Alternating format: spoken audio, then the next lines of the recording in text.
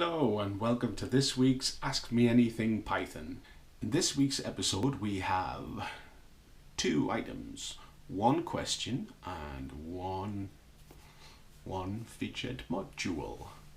The first question is from Ive Cruz. It says, hello Mike, how do you deploy your Python web apps to production? Do you use CI server or Docker? Well, the thing that I generally use is I like to use Jenkins or something like Jenkins. I've also used Jenkins CI with some of my clients. Really depends on the client, to be honest. Depends on their requirements. I generally like to have my own server set up internally with their company that runs Jenkins or something like that, that will run a build and a set of tests, especially for Django. We'll do the unit tests, and I'm also trying to use something called Lettuce at the minute, which is a behavioral driven development test thing, which goes and actually clicks on web pages and that sort of stuff.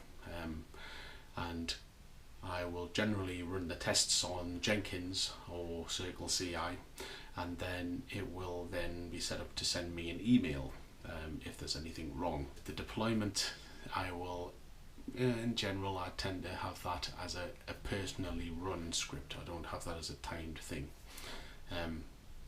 So that's not really how I do stuff. In general, I'll probably have something like Ansible as my scripts for doing deployments, and I'll run those personally when I agreed at the time, because I'm not a great fan of having timed scripts go off until I'm absolutely certain that I know that my code is not going to break the server. And even then, things happen and things go wrong, so I prefer to be in control of that. So then I will run an Ansible script that will log into whatever hosts I've got configured in there, and then I will have it deploy the code, run the migrations and stuff for me, because that way I don't forget to do certain parts of the process.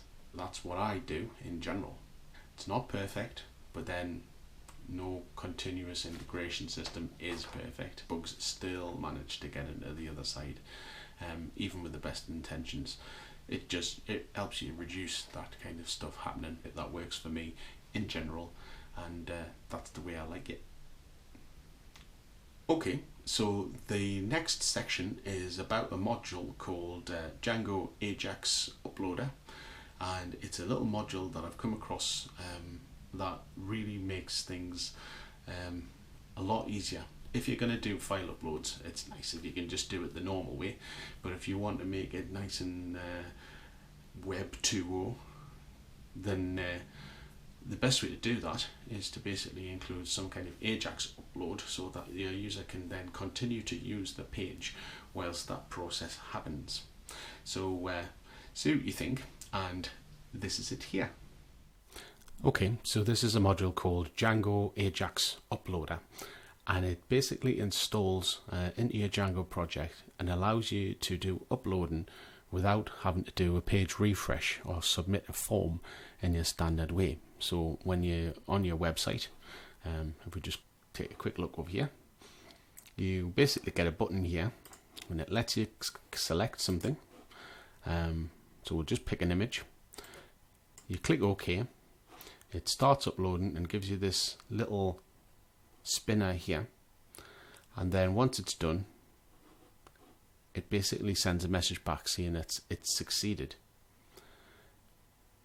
So basically, while you're doing that, you can still do this whole going through your different pages and that sort of stuff without having to refresh the page or stop your user from using the web page. So once that's uploaded, if we go into the project, you can see here that it goes into the media uploads folder, and that's the default setting. So how do you actually install it? Right, well, let's take a look at the command line first of all. Over in the command line, if we type pip install, and then we want to do Ajax uploader, Once you've installed that, then the next stage is just to basically configure it over in your Python project, in your Django project. So in your settings.py, in your install apps section, all you need to do is add in Ajax-uploader into your installed apps.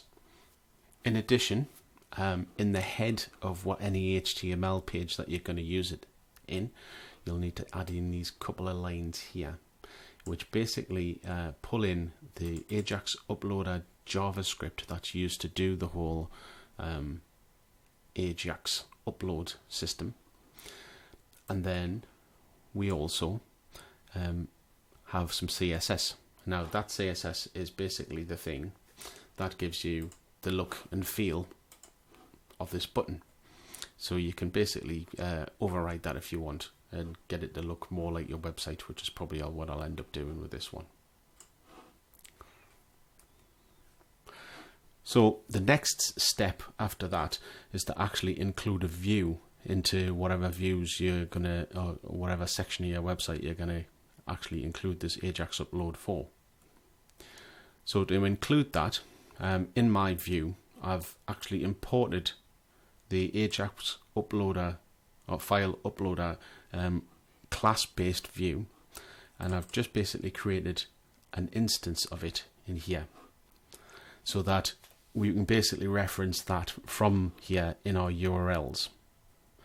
So over in our urls.py file, all I've done is basically put that in and then referenced the Ajax uploader view and just give it a name, and that basically allows us to then do the whole upload process. And this will be the bit that the Ajax call will send the data to, and it will just basically handle all of the upload and putting the information back into this folder over here.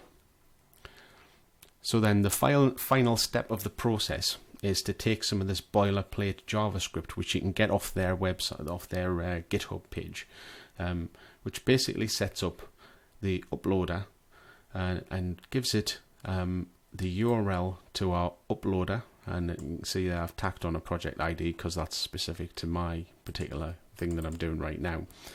But it's basically sending it off to there. We then just say on complete, do an alert button box to say success or upload failed.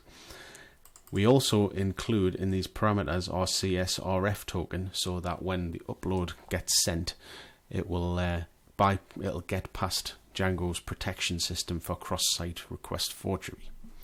So once you've done that, you can pretty much use this button any way you fancy and upload documents to your website.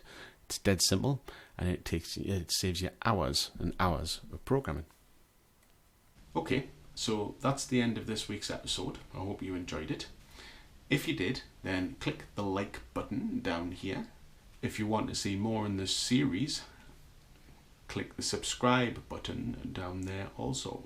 Thanks for watching.